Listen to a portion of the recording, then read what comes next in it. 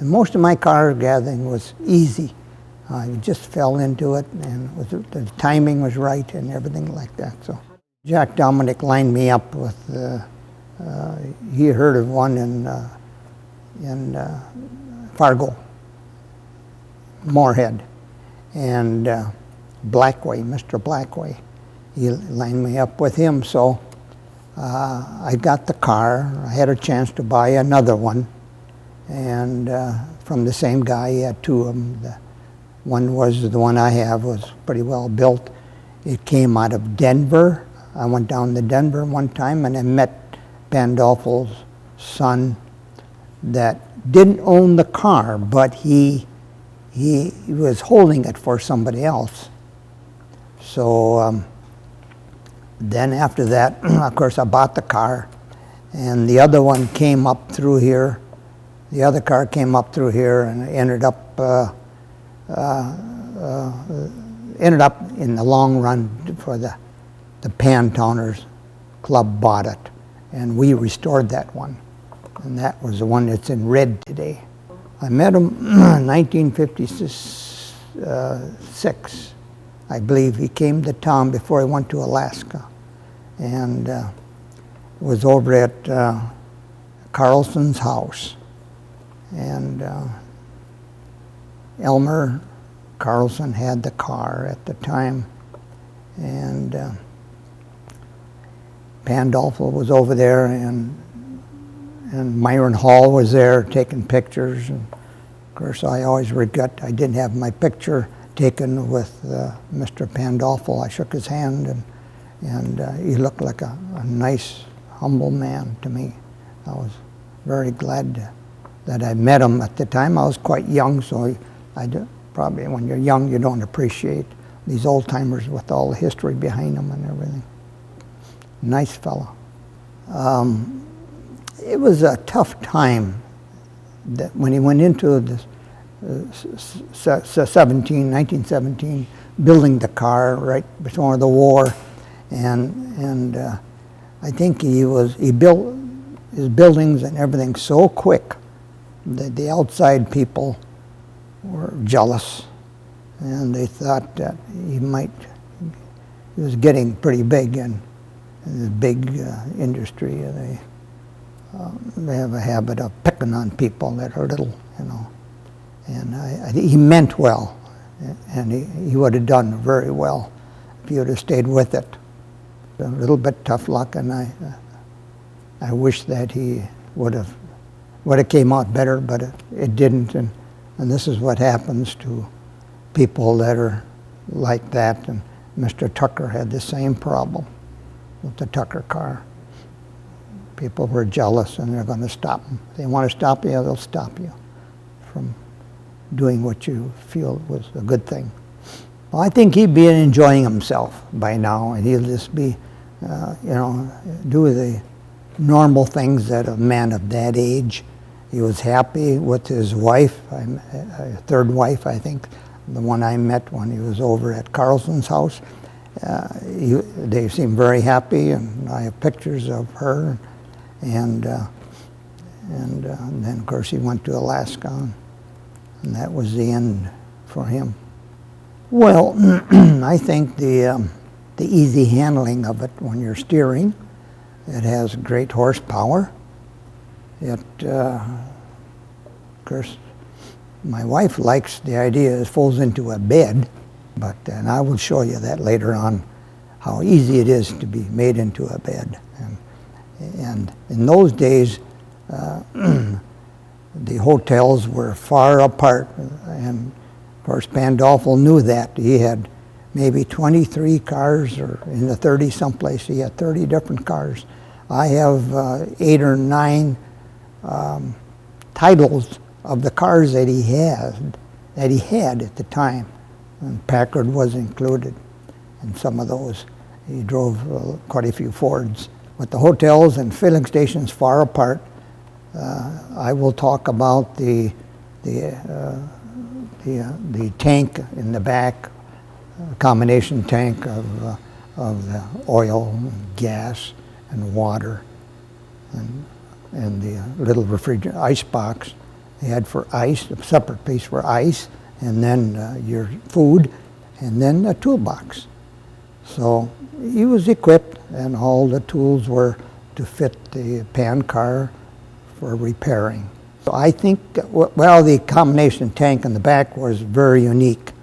That was his first request, was to have the fellows, I can't think of their names right now, in Indianapolis, put that tank in the back, combination tank, and it'll be a sleeper also. Of course, pan backwards is nap in the pan. And so it was great thinking, and I will also show you the lights will focus around onto the motor at night if you needed light to work on it. Which I don't know how fast, but it picks up real quick. It's got great horsepower. Of course, the book says 45 to 50 horsepower, and at that time, well, the 250, I should say, most of his marketing and testing was on the 250 car. As we know, he started out with a Model 10 that was built in Indianapolis. He had 3 of them brought up here, red, white, and blue, and they had the 4th of July feed, the big feed he had on the 4th. And then he had a few more made, probably 10 of them were brought up from there. And then the 250 came after that. It was probably 250 of those that were done, and those cars were tested. Those are the ones they went up Pikes Peak and did all that other stuff with. They were probably an assembled car. They were probably assembled. They were assembled here. He had his plant, main building, at that time set up where he could do the assembling. In Indianapolis, they had everything done down there. And these people put that together, and then there was a rumor that it leaked out and Hudson might have taken an idea off of his car, and then of course Hudson comes back and says, well, he took an idea off our car. So there's always that in the car industry. But all in all, it was a good little car. I like it. It's just very interesting, and we'll talk about the top of it. It's a one-man top. The thing I think that he featured was that when you got the front window, and when he shows that outside, I'll show you the curve on the top.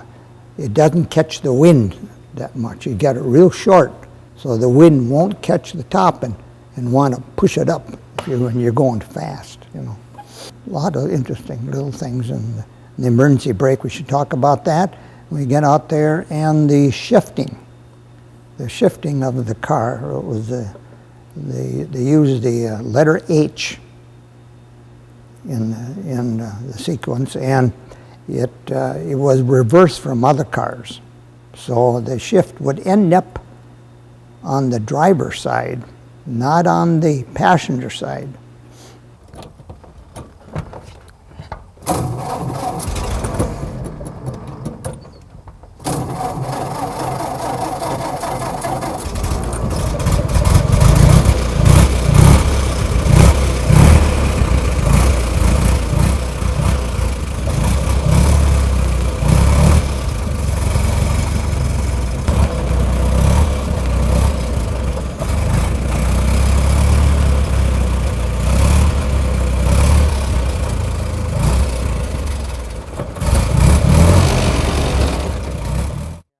Had the pan motor meter, so they always knew the temperature of the car, water, and that's of course they got the thermometer in the back so the driver can see it.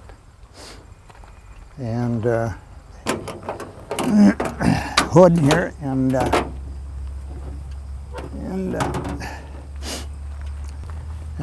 cutoff switch could always shut the gas off there. Very nice. I had this, so this would come around and you could work in the evening. If your car would break down or you need some problems, why. And of course, I like the visor on this car. You don't see them with too many visors. That's nice. I like that part. And of course, I put spotlights on it because I like that. It has a clock, wind up clock on it, which is real nice. And of course, you got your speedometer there, and mileage. And here's your gas gauge, and oil, and battery, temperature, and this is your switch. This one here came. There's your choke over here, and this spark and gas throttle. And this is, and that's the something gimmick that was on here. It turns the tail light after a while. If I got enough in the battery, why? And it was hooked up to the horn, and it was a turning light in the back of the car.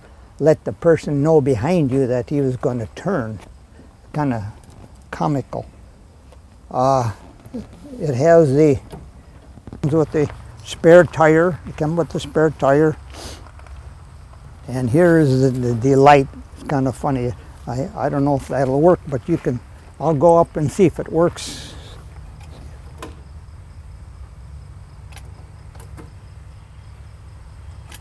Kind of neat. Oops. But anyway, you get the idea. I don't know how anybody would see it, but in those days, why? And then you got your tank, back to the combination tank, a compartment tank. You got your oil and your water. That's a water, and the biggest thing was gas. So your biggest gas. This was divided up just for gas.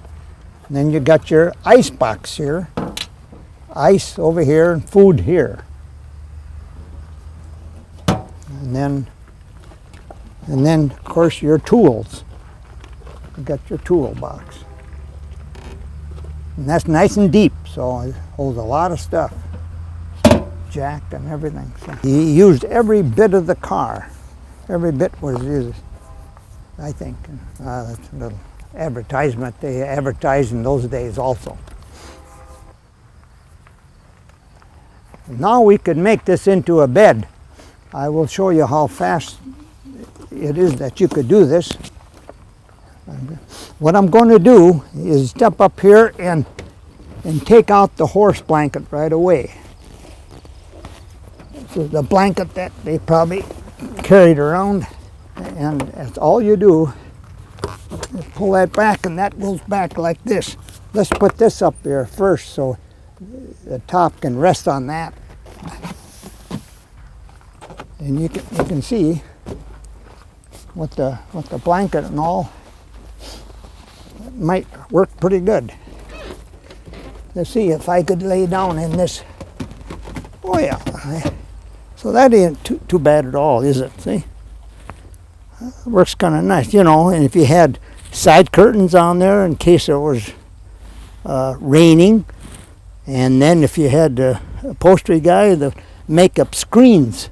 You can make up screens so if it's hot outside, you wouldn't, get too warm inside. So there's a lot of great ideas. I think it was a great idea. Good car to travel with. You got everything with you, and just you couldn't ask for anything more. Wonderful design. The designer worked for Buick. He worked for Chevrolet, the designer, so he knew what the heck was doing. In the 250, they used the Continental engine. This one here is called the Model A. The Model A was all assembled, made, and assembled, of course, in the Pan company. And they had a 6-cylinder car that was being made at the time that he had to leave. And it was spotted in Cold Spring. We don't know whatever happened to that, but he was coming out with the 6th cylinder. There we are. It's such a neat idea.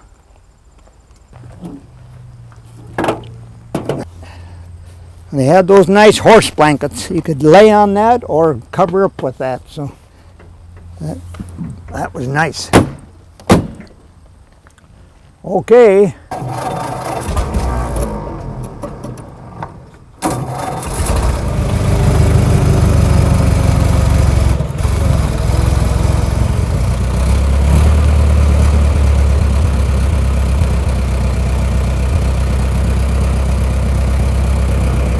Now, another thing I didn't talk about was the color of the car.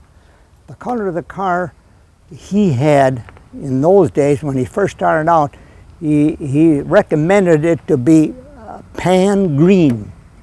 Now, the other car that you have at the museum, that's close to what he had in mind.